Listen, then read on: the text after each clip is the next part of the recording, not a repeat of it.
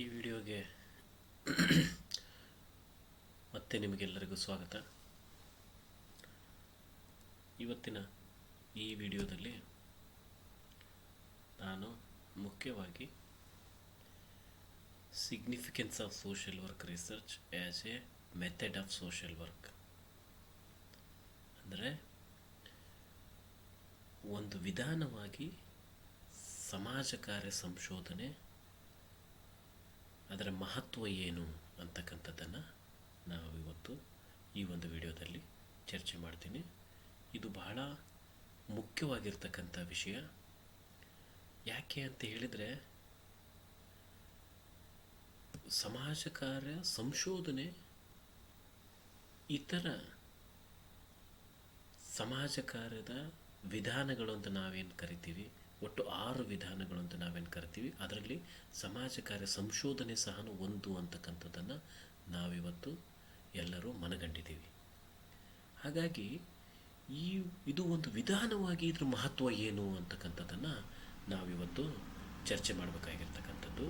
So ಮುಖ್ಯವಾಗಿ ಇದು ಪ್ರತಿಯೊಬ್ಬ ಸಮಾಜ ಕಾರ್ಯಕರ್ತನೂ ಇದ್ರ ಬಗ್ಗೆ ತಿಳ್ಕೊಂಡಿರ್ತಕ್ಕಂಥದ್ದು ಬಹಳ ಇಂಪಾರ್ಟೆಂಟ್ ಅಂತ ನಾನು ಅಂದ್ಕೊಳ್ತೀನಿ.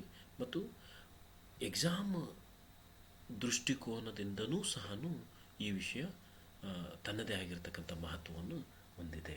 ಅಂದರೆ ಸಾಮಾನ್ಯವಾಗಿ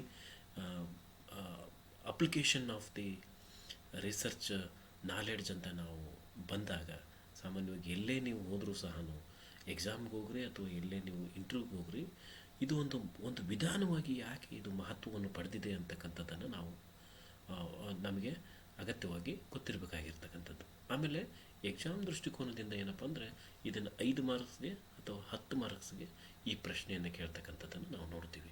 ಸೊ ನಮಗೇನಪ್ಪ ಅಂತ ಹೇಳಿದರೆ, ಅವರು 5 ಮಾರ್ಕ್ಸ್ಗೆ ಕೇಳಿದರೆ ಅದಕ್ಕೆ ಅನುಗುಣವಾಗಿ, ಮತ್ತು 10 ಮಾರ್ಕ್ಸ್ ಕೇಳಿದರೆ ಅದಕ್ಕೆ ಅನುಗುಣವಾಗಿ, ಅಥವಾ ಕೆಲವು ವಿಶ್ವವಿದ್ಯಾಲಯಗಳಲ್ಲಿ 15 ಮಾರ್ಕ್ಸ್ಗೆ ಈ ಒಂದು ಪ್ರಶ್ನೆಯನ್ನು ಕೇಳ್ತಕ್ಕಂಥದ್ದನ್ನು ನಾವು ನೋಡ್ತೀವಿ. ಸೊ ಹಾಗಾಗಿ ಎಷ್ಟು ಅಂಕಗಳಿಗೆ ಈ ಪ್ರಶ್ನೆಯನ್ನು ಕೇಳಿದ್ದಾರೆ ಅನ್ನೋದನ್ನು ನೋಡಿಕೊಂಡು ಅದರ ಪ್ರಕಾರ ಈ ಒಂದು ವಿಷಯವನ್ನು ನಾವು ವಿಶ್ಲೇಷಣೆ ಮಾಡಬೇಕಾಗತ್ತೆ. ಸೊ ಅದನ್ನು ಹೇಗೆ ಮಾಡೋದು ಅನ್ನೋದನ್ನು ನಾನು ಇಲ್ಲಿ ಚರ್ಚೆ ಮಾಡ್ತೀನಿ. ಸೊ ನೋಡಿ, ಮೊದಲನೇದಾಗಿ ಈ ಸಮಾಜ ಕಾರ್ಯ ಸಂಶೋಧನೆ ಅಂತಕ್ಕಂಥದ್ದು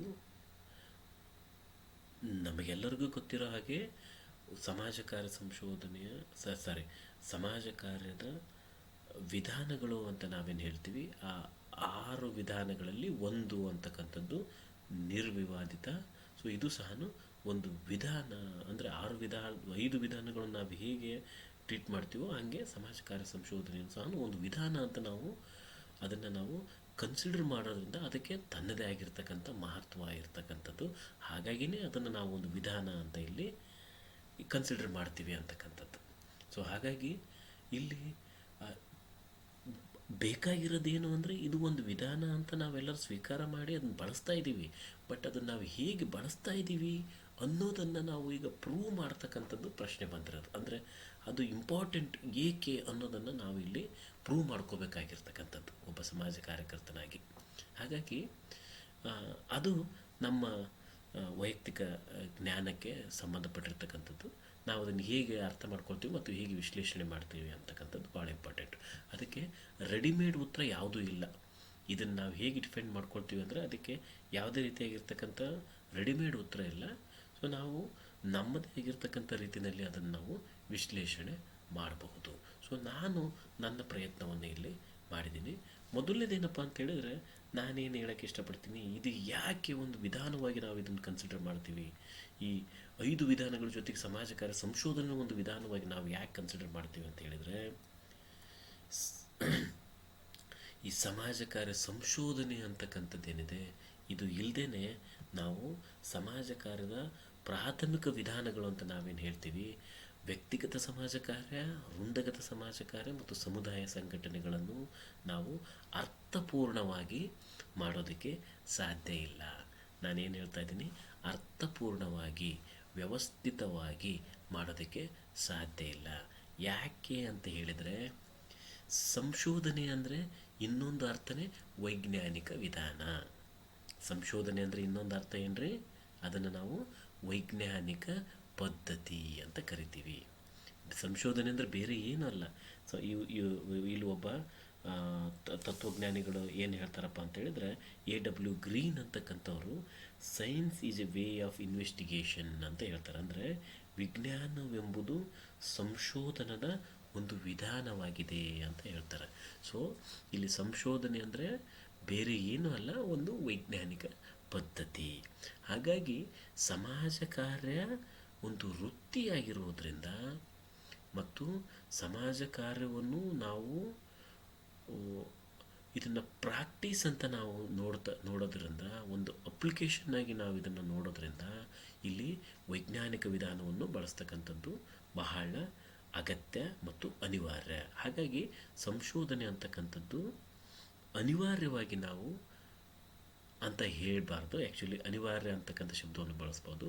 ಬಟ್ ಇದು ಸಮಾಜ ಕಾರ್ಯದ ಪ್ರತಿಯೊಂದು ವಿಧಾನದಲ್ಲೂ ಸಹ ಅಂತರ್ಗತವಾಗಿ ಬರ್ತಕ್ಕಂಥದ್ದು, ಅನಿವಾರ್ಯವಾಗಿ ಅಲ್ಲ, ಅಂತರ್ಗತವಾಗಿ ಬರ್ತಕ್ಕಂಥ ಒಂದು ವಿಧಾನ ಅಂತ ನಾವು ಹೇಳ್ಬೋದು.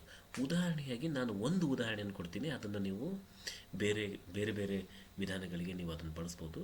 ಉದಾಹರಣೆಗೆ ವ್ಯಕ್ತಿಗತ ಸಮಾಜ ಕಾರ್ಯವನ್ನು ನಾವು ಆಚರಣೆ ಮಾಡುವಾಗ ಎಲ್ಲೆಲ್ಲೆಲ್ಲ ಸಂಶೋಧನೆ ಅಂತಕ್ಕಂಥದ್ದು ಬೇಕಾಗುತ್ತೆ ಅಂತಕ್ಕಂಥದ್ದನ್ನು ನಾವು ನೋಡಿದರೆ, ವ್ಯಕ್ತಿಗತ ಸಮಾಜ ಕಾರ್ಯವನ್ನು ನಾವು ನೋಡೋದಾದರೆ ವ್ಯಕ್ತಿಯ ವರ್ತನೆಯನ್ನು ನಾವು ಅರ್ಥ ಮಾಡ್ಕೋಬೇಕು ಅಂತ ಹೇಳಿದರೆ ಸಂಶೋಧನಾ ವಿಧಾನವನ್ನು ನಾವು ತಿಳ್ಕೋಬೇಕು.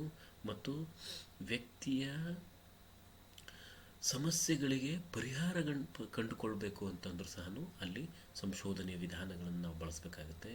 ಅದೇ ರೀತಿಯಾಗಿ ಈಗ ವ್ಯಕ್ತಿಗತ ಸಮಾಜ ಕಾರ್ಯ ಅಂತ ನಾವೇನು ಹೇಳ್ತೀವಿ, ವ್ಯಕ್ತಿಗತ ಸಮಾಜ ಕಾರ್ಯದಲ್ಲಿ ಬರ್ತಕ್ಕಂಥ ಎಲ್ಲ ಮಾಡೆಲ್ಗಳಾಗಿರ್ಬೋದು, ಅಪ್ರೋಚ್ಗಳಾಗಿರ್ಬೋದು, ಥಿಯರೀಸ್ ಆಗಿರ್ಬೋದು, ಅಥವಾ ಮೆಥಡ್ಸ್ ಆಗಿರ್ಬೋದು, ಈಗ ಅವು ಎಲ್ಲವೂ ಸಹ ನಾವು ಎಲ್ಲಿಂದ ಪಡಿತೀವಪ್ಪ ಅಂತ ಹೇಳಿದರೆ ಸಂಶೋಧನೆಯ ಮುಖಾಂತರನೇ ಪಡಿತೀವಿ. ಈಗ ಯಾವುದೇ ಒಂದು ಮಾಡೆಲ್ ಆಗಿರ್ಬೋದು ಅಥವಾ ಥಿಯರಿ ಆಗಿರ್ಬೋದು, ವರ್ಕ್ ವಿತ್ ಇಂಡಿವಿಜುವಲ್ಗೆ ಸಂಬಂಧಪಟ್ಟಿರ್ತಕ್ಕಂಥ ಥಿಯರೀಸ್ ಯಾವುದಾದ್ರೂ ಆಗಿರ್ಬೋದು, ಅವುಗಳನ್ನು ನಾವು ಸಂಶೋಧನೆಯ ಮುಖಾಂತರನೇ ಪಡಿತಕ್ಕಂಥದ್ದು ಒಂದನೇದು.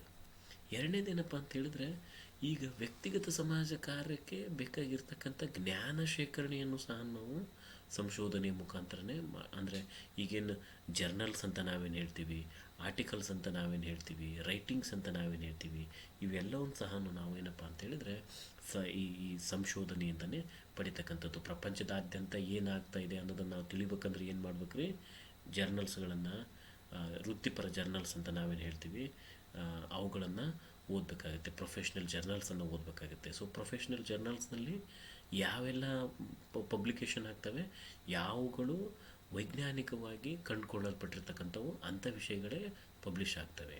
ಸೊ ಎರಡನೇ ವಿಷಯ ಆಯಿತು.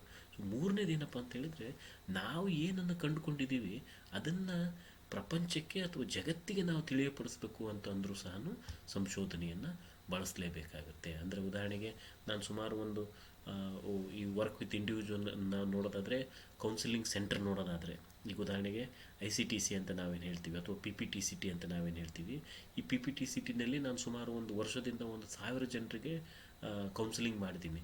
ಸೊ ಅವ್ರದ್ದು ಏನು ಆ್ಯಟಿಟ್ಯೂಡ್ ಇದೆ, ಅವ್ರದ್ದು ಬಿಹೇವಿಯರ್ ಏನಿದೆ, ಅವ್ರದ್ದು ಎಂಥ ಜನ HIV ಪಾಸಿಟಿವ್ಸ್ ಬರ್ತಾ ಇದ್ದಾರೆ ಅಂತ ಅನ್ನೋದನ್ನು ನಾನು ಬ್ಯಾಕ್ಗ್ರೌಂಡನ್ನು, ಫ್ಯಾಕ್ಟರ್ಸನ್ನು ತಿಳ್ಕೊಬೇಕು ಅಂತ ನಾನೇನು ಮಾಡಬೇಕಾಗತ್ತೆ, ಸಮಾಜ ಕಾರ್ಯ ಸಂಶೋಧನೆಯನ್ನು ಬಳಸಬೇಕಾಗತ್ತೆ. ಹೀಗೆ ಹಲವಾರು ಹಂತಗಳಲ್ಲಿ ನಾವು ಸಮಾಜ ಕಾರ್ಯ ಸಂಶೋಧನೆಯನ್ನು ಬಳಸಬೇಕು. ಸೊ ಯಾವುದೇ ಪ್ರಾಕ್ಟೀಸ್ ಇರಲಿ, ರಿಸರ್ಚನ್ನು ಬಳಸಲಾರ್ದಂಗೆ, ಸಂಶೋಧನೆಯನ್ನು ಬಳಸಲಾರ್ದಂಗೆ ಮಾಡಲಿಕ್ಕೆ ಸಾಧ್ಯನೇ ಇಲ್ಲ. ಸೊ ಈಗ ನೀವು ಮೆಡಿಕಲ್ ಆ್ಯಂಡ್ ಸೈಕ್ಯಾಟ್ರಿ ಆಗಿರ್ಬೋದು, ಅದರಲ್ಲೂ ಸಹ ರಿಸರ್ಚ್ ಮೆಥಡಾಲಜಿ ಅಂತಕ್ಕಂಥದ್ದು ಭಾಳ ಇಂಪಾರ್ಟೆಂಟು, ಎಕ್ಸ್ಪೀರಿಮೆಂಟ್ಗಳನ್ನು ಮಾಡ್ತಕ್ಕಂಥದ್ದು ಭಾಳ ಇಂಪಾರ್ಟೆಂಟ್ ಆಗುತ್ತೆ. ಸೊ ಹೀಗೆ ಸಮಾಜ ಕಾರ್ಯ ಸಂಶೋಧನೆ ಅಂತಕ್ಕಂಥದ್ದು ಈ 3 ವಿಧಾನಗಳು ಅಂತ, ಪ್ರಾಥಮಿಕ ವಿಧಾನಗಳು ಅಂತ ನಾವೇನು ಹೇಳ್ತೀವಿ, ವರ್ಕ್ ವಿತ್ ಇಂಡಿವಿಜುವಲ್ ಆಗಿರ್ಬೋದು, ಅಥವಾ ವರ್ಕ್ ವಿತ್ ಗ್ರೂಪ್ ಆಗಿರ್ಬೋದು, ಅಥವಾ ಕಮ್ಯುನಿಟಿ ಆರ್ಗನೈಜೇಷನ್, ಇವು 3ರಲ್ಲೂ ಸಹ ಸಮಾಜ ಕಾರ್ಯ ಸಂಶೋಧನೆ ತನ್ನದೇ ಆಗಿರ್ತಕ್ಕಂಥ ಕೆಲಸವನ್ನು ಮಾಡ್ತಕ್ಕಂಥದ್ದನ್ನು ನಾವು ನೋಡ್ತೀವಿ. ಸೊ ಇದೇ ರೀತಿಯಾಗಿ ವರ್ಕ್ ವಿತ್ ಗ್ರೂಪಲ್ಲಿ ಆಗಿರ್ಬೋದು, ವರ್ಕ್ ವಿತ್ ಕಮ್ಯುನಿಟಿನಲ್ಲಿ ಆಗಿರ್ಬೋದು. ಸೊ ಇದನ್ನು ನಾನು ಎಕ್ಸ್ಪ್ಲೇನ್ ಮಾಡ್ತಾ ಹೋದರೆ ಸುಮಾರು ಗಂಟೆಗಟ್ಟಲೆ ನಾನು ಎಕ್ಸ್ಪ್ಲೇನ್ ಮಾಡ್ಬೋದು. ಬಟ್ ನಾನು ಒಂದು ಉದಾಹರಣೆ ಕೊಟ್ಟಿದ್ದೀನಿ, ವರ್ಕ್ ವಿತ್ ಇಂಡಿವಿಜುವಲ್ ಅಂತ ಕೊಟ್ಟಿದ್ದೀನಿ. ಅದೇ ಉದಾಹರಣೆಯನ್ನು ನಾವು ವರ್ಕ್ ವಿತ್ ಗ್ರೂಪ್ಗೆ ಮತ್ತು ಕಮ್ಯುನಿಟಿ ಆರ್ಗನೈಜೇಷನ್ಗೆ ಅಪ್ಲೈ ಮಾಡ್ತಕ್ಕಂಥದ್ದನ್ನು ನಾವು ನೋಡ್ಬೋದು. ಕಮ್ಯುನಿಟಿ ಆರ್ಗನೈಜೇಷನಲ್ಲಂತೂ ನಾವು ಅಸೆಸ್ಮೆಂಟನ್ನು ಪ್ರಾರಂಭ ಮಾಡದೆ ಈ ಯಾವುದೇ ಒಂದು ಕಮ್ಯುನಿಟಿಯನ್ನು ಅಸೆಸ್ ಮಾಡ್ಬೇಕಂತಂದರೆ we start with the research only. ಆಮೇಲೆ ರಿಸೋರ್ಸನ್ನು ನಾವು ಮ್ಯಾಪಿಂಗ್ ಮಾಡ್ಬೇಕಂದ್ರೆ ರಿಸರ್ಚ್ ಮೆಥಡಾಲಜಿಯನ್ನು ಬಳಸ್ತೀವಿ. ಆಮೇಲೆ ಮತ್ತು ಅಲ್ಲಿರ್ತಕ್ಕಂಥ ವಿಲೇಜನ್ನು ನಾವು ಸ್ಟಡಿ ಮಾಡ್ಬೇಕಂದ್ರೆ ರಿಸರ್ಚ್ ಮೆಥಡಾಲಜಿಯನ್ನು ಬಳಸ್ತೀವಿ. ಹೀಗೆ ಎಲ್ಲ ಕಡೆಗೂ ರಿಸರ್ಚ್ ಮೆಥಡಾಲಜಿಯನ್ನು ನಾವು ಬಳಸ್ತಾ ಇರೋದನ್ನು ನಾವಿಲ್ಲಿ ನೋಡ್ಬೋದು. ಹಾಗಾಗಿ ಇದು ಬಹಳ ಮುಖ್ಯವಾಗಿರ್ತಕ್ಕಂಥ ವಿಧಾನ. ಅದಕ್ಕೋಸ್ಕರ ಇದನ್ನು ಇತರ 5 ವಿಧಾನಗಳ ಜೊತೆಗೆ ಸಮಾಜ ಕಾರ್ಯ ಸಂಶೋಧನೆಯನ್ನು ಸಹ ಒಂದು ವಿಧಾನ ಅಂತ ನಾವು ಹೇಳ್ತೀವಿ. ಸೊ ಸಮಾಜ ಕಾರ್ಯ ಸಂಶೋಧನೆ ಹೆಂಗಪ್ಪ ಅಂತೇಳಿದರೆ ಇದು ಒಂಥರ ಸ್ಪೈನಲ್ ಇದ್ದಂಗೆ. ಯಾವುದೇ ಒಂದು ಅಸ್ತಿತ್ವಕ್ಕೆ ಒಬ್ಬ ಮನುಷ್ಯನ ವ್ಯಕ್ತಿಗೆ ಹೇಗೆ ಒಂದು ಸ್ಪೈನ್ ಅಂತಕ್ಕಂಥದ್ದು ಎಷ್ಟು ಇಂಪಾರ್ಟೆಂಟು, ಸ್ಪೈನ್ ಅಂದರೆ ಬೆನ್ನುಮೂಳೆ ಹೇಗೇನೋ ಹಾಗೆ ಸಮಾಜ ಕಾರ್ಯ ಸಂಶೋಧನೆ ಸಹ ಒಂದು ಬೆನ್ನುಮೂಳೆ ಥರ ಕೆಲಸ ಮಾಡ್ತಕ್ಕಂಥದ್ದನ್ನು ನಾವು ನೋಡ್ತೀವಿ. ಸೊ ಸಮಾಜ ಕಾರ್ಯ ಸಂಶೋಧನೆಯು ಸಮಾಜ ಕಾರ್ಯಕ್ಕೆ ಬೆನ್ನುಮೂಳೆಯ ರೂಪದಲ್ಲಿ ಕೆಲಸ ಮಾಡುತ್ತೆ. ಮನುಷ್ಯನಿಗೆ ಬೆನ್ನುಮೂಳೆ ಇಲ್ಲ ಅಂದರೆ ಏನಾಗ್ತಾನೆ, ಅವನು ಕೇವಲ ಮಾಂಸಗಳ ಮುದ್ದೆ ಆಗಿಬಿಡ್ತಾನೆ. ಸೊ ಹಾಗೆ ಸಮಾಜ ಕಾರ್ಯ ಸಂಶೋಧನೆ ಇಲ್ಲ ಅಂತಂದರೆ ಸಮಾಜ ಕಾರ್ಯ ಏನಾಗುತ್ತೆ, ಅದು ಬೆನ್ನುಮೂಳೆ ಇಲ್ಲದೆ ಇರತಕ್ಕಂಥ ಒಂದು ಅಸ್ತಿತ್ವ ಆಗಿಬಿಡುತ್ತೆ. ಸೊ ಅದೇ ರೀತಿಯಾಗಿ ಇದು ಡಿಫಿಕಲ್ಟ್ ಆಗಿರ್ತಕ್ಕಂಥ ಸಮಸ್ಯೆಗಳಿಗೆ, ಪರಿಹಾರ ಇಲ್ಲದೆ ಇರತಕ್ಕಂಥ ಸಮಸ್ಯೆಗಳಿಗೆ, ಸವಾಲುಗಳಿಗೆ, ಪ್ರಶ್ನೆಗಳಿಗೆ ಉತ್ತರವನ್ನು ಅಥವಾ ಪರಿಹಾರವನ್ನು ಹುಡ್ಕೋದಕ್ಕೆ ಸಹಾಯ ಮಾಡುತ್ತೆ. ಉದಾಹರಣೆಯಾಗಿ ನಾನು ಹೇಳೋದಾದರೆ, ಈಗ ಸ್ಕೂಲ್ ಡ್ರಾಪ್ಔಟ್ ಚಿಲ್ಡ್ರನ್ ಏನಿದ್ದಾರೆ, ಅಥವಾ ಅದೇ ರೀತಿಯಾಗಿ ಸ್ಕೂಲ್ ಡ್ರಾಪ್ಔಟ್ ಚಿಲ್ಡ್ರನ್ ಆಗಿರ್ಬೋದು, ಅಥವಾ ಈ ಚೈಲ್ಡ್ ಲೇಬರ್ಸ್ ಆಗಿರ್ಬೋದು, ಈ ಡಿಫ್ರೆಂಟ್ ಬಿಹೇವಿಯರ್ ಇರ್ತಕ್ಕಂಥ ಹುಡುಗರು ಮಕ್ಕಳು ಇರ್ತಾರೆ. ಜೂನಿಯಲ್ ಡೆಲಿಕ್ವೆನ್ಸಿ ಅಂತ ನಾವೇನು ಹೇಳ್ತೀವಿ, ಅಂದರೆ ಬಾಲ ಅಪರಾಧಿಗಳು ಅಂತ ನಾವೇನು ಹೇಳ್ತೀವಿ. ಇಂಥ ಕೆಲವು ಕ್ಲಿಷ್ಟವಾಗಿರ್ತಕ್ಕಂಥ ಮ್ಯಾನೇಜ್ ಮಾಡೋಕ್ಕೆ ಕಷ್ಟ ಆಗಿರ್ತಕ್ಕಂಥ ಮಕ್ಕಳನ್ನು ನಾವು ಹೇಗೆ ಮ್ಯಾನೇಜ್ ಮಾಡ್ಬೋದು ಅನ್ನೋದನ್ನು ತಿಳಿಯೋದಕ್ಕೂ ಸಹ ನಾವೇನು ಮಾಡ್ತೀವಿ, ಸಮಾಜ ಕಾರ್ಯ ಸಂಶೋಧನೆಯನ್ನು ಬಳಸಿ ಅದಕ್ಕೆ ಪರಿಹಾರವನ್ನು ಅಂದರೆ ಎಕ್ಸ್ಪೆರಿಮೆಂಟ್ಗಳನ್ನು ಮಾಡೋದ್ರ ಮೂಲಕ. Experiment is nothing but a research. So ಹಾಗಾಗಿ ಇದು ಸಹ ಸಮಾಜ ಕಾರ್ಯ ಸಂಶೋಧನೆಗೆ ಸಹಾಯ ಮಾಡುತ್ತೆ. ಆಮೇಲೆ know the behaviour of the individual, group and community and help them to understand. ಅಂದರೆ ವ್ಯಕ್ತಿಯಾಗಿರ್ಬೋದು, ಗುಂಪಾಗಿರ್ಬೋದು, ಅಥವಾ ಸಮುದಾಯ ಆಗಿರ್ಬೋದು, ಅವರ ವರ್ತನೆಯನ್ನು ಅರ್ಥ ಮಾಡ್ಕೊಳ್ಳೋದಕ್ಕೆ ಮತ್ತು ಅವುಗಳನ್ನು ಅರ್ಥೈಸ್ಕೊಳ್ಳೋದು, ಅಂದರೆ ಯಾಕೆ ಹಿಂಗೆ ಬಿಹೇವ್ ಮಾಡ್ತಾ ಇದ್ದಾರೆ ಅಂತ ತಿಳ್ಕೊಬೇಕಂದ್ರೂ ಸಹ ಸಂಶೋಧನೆ ಅಂತಕ್ಕಂಥದ್ದು ಬಹಳ ಮುಖ್ಯ.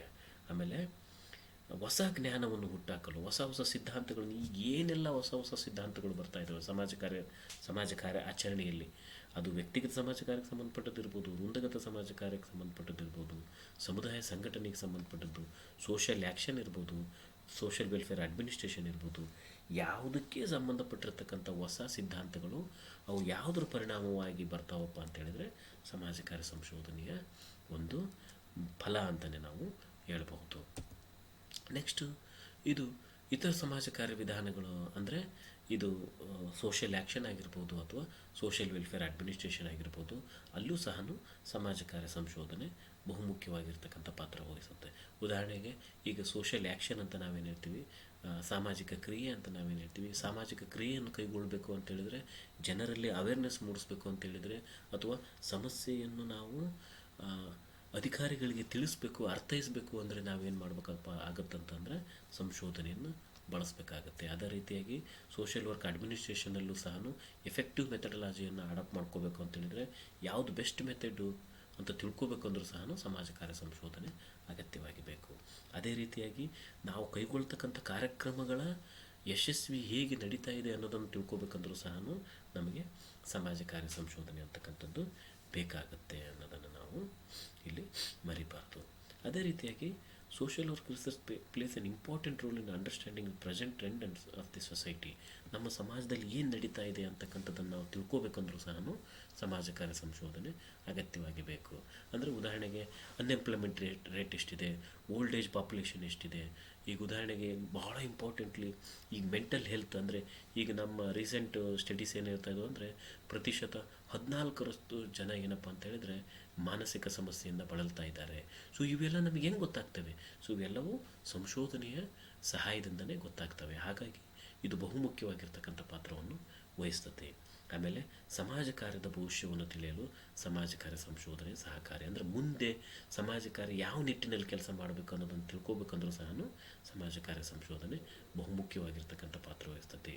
ಸೊ ಈ ಮುಂದಿನ ಫ್ಯೂಚರ್ ಏನಪ್ಪ ಅಂತ ಹೇಳಿದ್ರೆ ವರ್ಕಿಂಗ್ ಆನ್ ಮೆಂಟಲ್ ಹೆಲ್ತ್, ಆಮೇಲೆ ಓಲ್ಡ್ ಏಜ್ ಮೇಲೆ ಕೆಲಸ ಮಾಡೋದಿರ್ಬೋದು, ಅಥವಾ ಎನ್ವಿರಾನ್ಮೆಂಟಲ್ ಸೈನ್ಸ್ ಅಂತ ನಾವು ಹೇಳ್ತೀವಿ, ಎನ್ವಿರಾನ್ಮೆಂಟಲ್ ಇಶ್ಯೂಸ್ ಮೇಲೆ ಕೆಲಸ ಮಾಡ್ತಕ್ಕಂಥದ್ದು ಸಮಾಜ ಕಾರ್ಯದ ಫ್ಯೂಚರು ಅಂತಕ್ಕಂಥದ್ದು ನನ್ನ ಅಭಿಪ್ರಾಯ.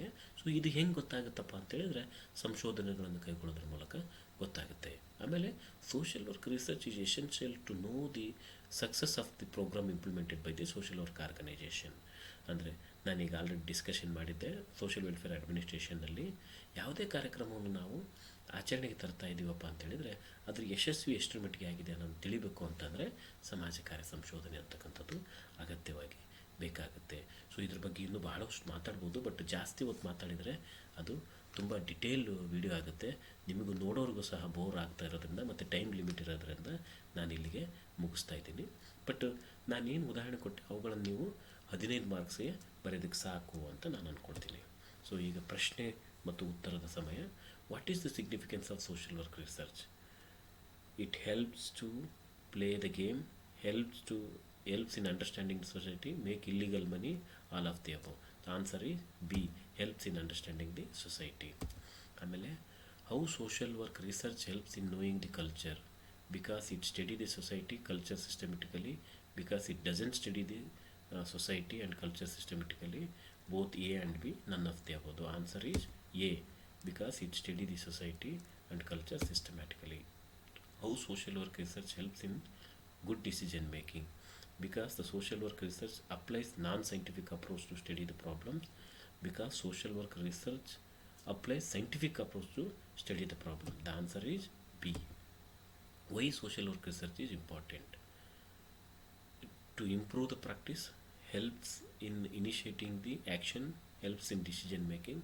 Answer is all of the above. It helps in improve the practice, helps in initiating the action, helps in decision making. Why social work research is significant? Answer is helps in understanding the society, helps in knowing the culture, bring the consistency in the work. So ಇಷ್ಟು ಸಮಾಜ ಕಾರ್ಯ ಸಂಶೋಧನೆಗೆ ಸಂಬಂಧಪಟ್ಟ ಹಾಗೆ, ಅಂದರೆ ಈ significance of the social work ರಿಸರ್ಚ್ಗೆ ಸಂಬಂಧಪಟ್ಟ ಹಾಗೆ ಇಷ್ಟು ವಿಷಯವನ್ನು ನಾವು ಚರ್ಚೆ ಮಾಡಿದ್ವಿ. Thank you.